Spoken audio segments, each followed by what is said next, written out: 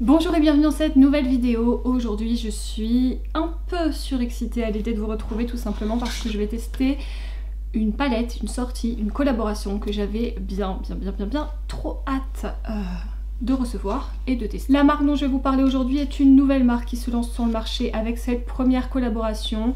C'est donc la marque Adeso Beauty. Apparemment, et si j'ai bien tout compris, c'est une marque qui se focalise sur les collaborations avec des créateurs, avec des maquilleurs professionnels, et je trouve ça vraiment super bien. En l'occurrence là nous allons parler de la collaboration avec Indie, c'est donc leur première collaboration. C'est une maquilleuse professionnelle qui fait également de la création de contenu sur YouTube, qui à mon sens je trouve n'est pas assez suivie sur les réseaux sociaux.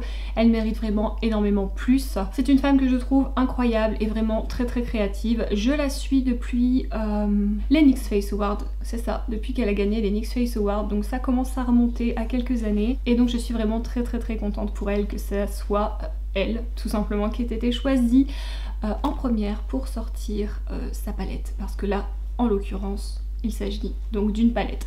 Je ne sais pas si pour les prochaines sorties ils ne feront que des palettes avec les différents maquilleurs professionnels à l'avenir, mais là il s'agit d'une palette et donc je vais vous parler d'une palette. Avant toute chose, si vous n'êtes pas abonné à la chaîne, faites-le, vraiment ça me soutient. J'ai l'impression que YouTube ne m'aime pas trop et me cache un petit peu.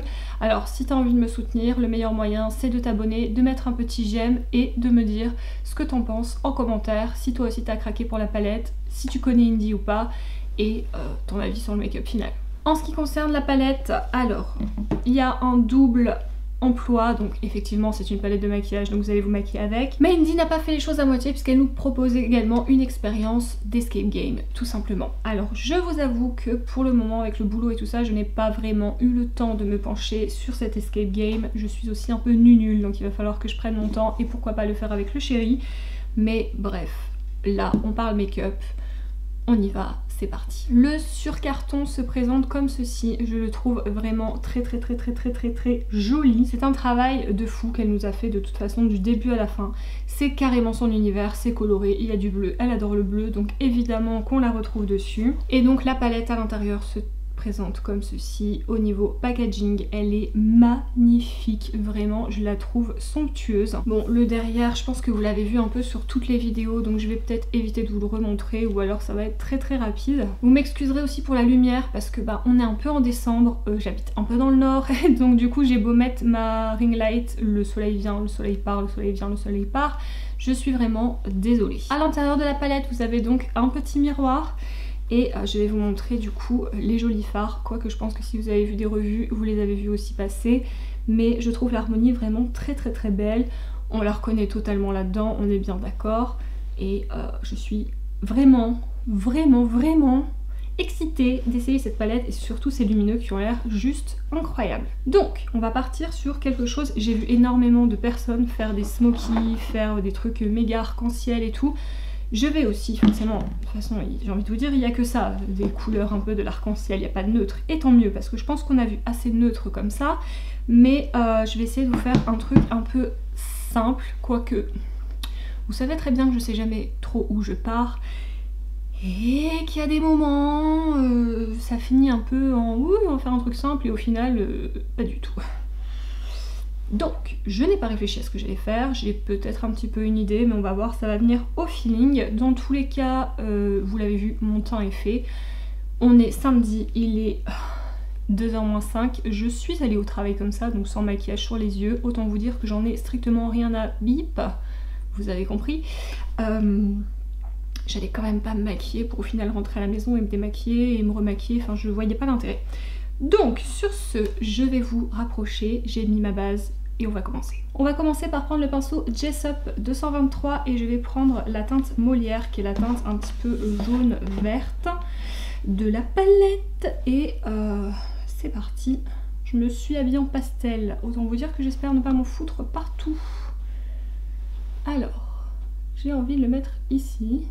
J'ai pas mis de base en dessous genre P. Louise pour... vous savez, unifier, j'ai mis la base Kat Von D et elle est assez transparente. Enfin, elle est même totalement transparente. Elle n'est pas assez, elle l'est complètement.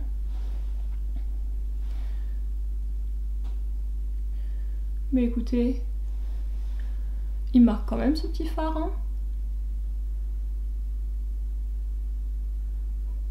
Très bien. Donc comme vous le voyez, j'ai juste posé la couleur. Je viendrai plus tard pour faire un petit peu plus dégradé au-dessus avec mon pinceau propre. Pour l'instant, je vais déjà faire mes aplats de couleurs. Ok, donc en deuxième teinte, je vais prendre la teinte Renaissance que je vais mettre du coup juste à côté et que je vais juxtaposer un petit peu. Excusez-moi, il y a une lady qui est juste à côté. Ok, on reprend. Donc comme je vous ai dit, j'ai pris la teinte Renaissance. Et je vais la mettre en fait juste à côté et je vais en profiter pour dégrader un petit peu les deux teintes ensemble. Franchement, vous voyez, j'ai mis vraiment un truc transparent à la base Kat Von D, vous savez, la biphasée, la moitié noire, moitié transparente, et comme vous le voyez, ça marque vraiment très bien. Bien, je vais continuer par la teinte rose, du coup, la teinte romantique. Et on va terminer ici. En plus, ça va nous faire une petite couleur ici de transition un petit peu violette, violette pastel.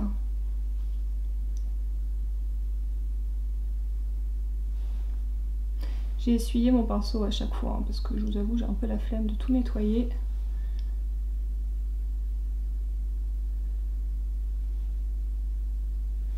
Voilà, je l'étire un petit peu ici.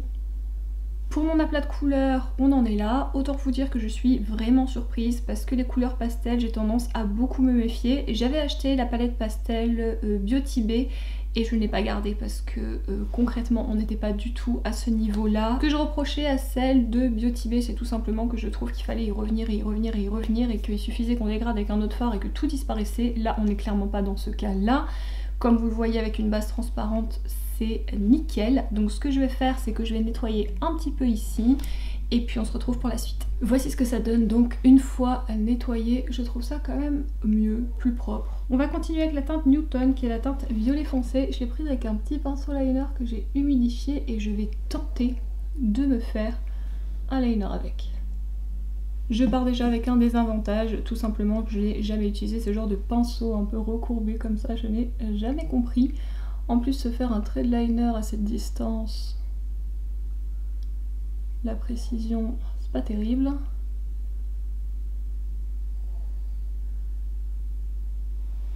J'ai mis du Fix Plus sur mon pinceau et ça a l'air de plutôt bien marcher. Je vais me rapprocher de mon miroir et je vous montre ce que ça donne après parce que là c'est clairement impossible. Voici donc le résultat de la teinte Newton et du Fix Plus avec le pinceau que j'utilisais pour la première fois et mon dieu que j'ai galéré. Je trouve ça vraiment très bien, surtout qu'en dessous il n'y a pas du tout de base crayon. Donc je suis, ma foi, très ravie. Mais ça manque de paillettes. J'ai peur que le bleu soit trop opaque et j'aime bien ce petit côté en fait de transparence sur l'œil. Donc je pense que je vais juste appliquer les 34 to 70s. Je sais pas si j'applique à l'embout mousse parce que j'ai peur que ça soit trop opaque aussi. Je vais peut-être juste prendre un petit pinceau plat si j'en trouve un. Genre comme ça. Moi ce que j'aimerais c'est apporter une touche de paillettes. Je risque de m'en foutre partout sur le teint. Je vais pas du tout penser à ça en même temps, je vous l'avoue. Et je suis pas fan de l'application comme ça au pinceau. Je vais essayer un autre pinceau, sinon je prendrai l'embout mousse. Ouais, c'est mieux. C'est mieux. Donc là, je vous donne pas la référence, tout simplement parce que c'est un ancien pinceau de chez Kiko qui n'existe plus. C'est bien dommage, parce qu'il est vraiment très bien. Et d'ailleurs, je sais qu'il n'existe plus, tout simplement parce que, comme je l'aimais beaucoup, j'ai voulu m'en acheter d'autres et je n'ai jamais retrouvé la référence. On est ravis.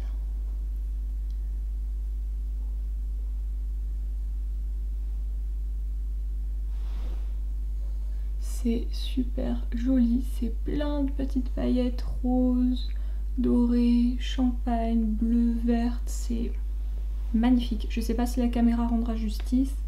Et en plus, je n'ai ni mouillé ni pris au doigt. Je pense que ça pourrait être encore plus intense. J'ai effectivement eu quelques chutes de paillettes ici, mais rien de très dramatique. J'ai bien envie de me faire un tout petit ras de cils, mais vraiment tout petit, juste pour apporter un petit peu plus de couleur. Je pense que je vais prendre la teinte Old Poison.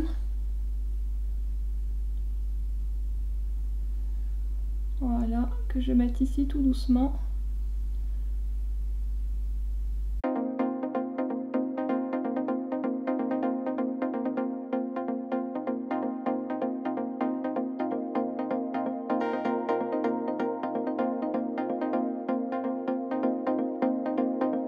Comme vous venez juste de le voir, vous avez eu le focus make-up. J'espère que ce make-up vous plaît. N'hésitez pas à me le dire en commentaire. Concernant ce que j'ai fait hors caméra, j'ai juste mis du mascara, un crayon beige dans la muqueuse et oulala, un gloss en teinte Taffy Please de Fenty Beauty que j'aime beaucoup. C'était la collection de l'année dernière, je crois.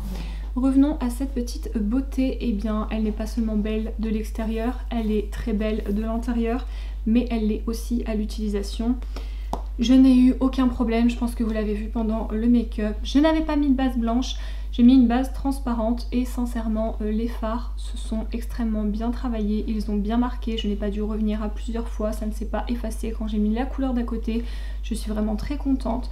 J'espère que les paillettes ressortiront bien sur le focus parce que concrètement ces paillettes roses sont vraiment somptueuses. Je n'ai qu'une hâte, c'est de faire un make-up dans les tons un peu plus foncés pour utiliser la teinte obscure et la teinte Versailles qui m'ont l'air extrêmement belles. Là concrètement on est parti sur un truc assez pastel, mais je suis hyper contente, je trouve ça très joli.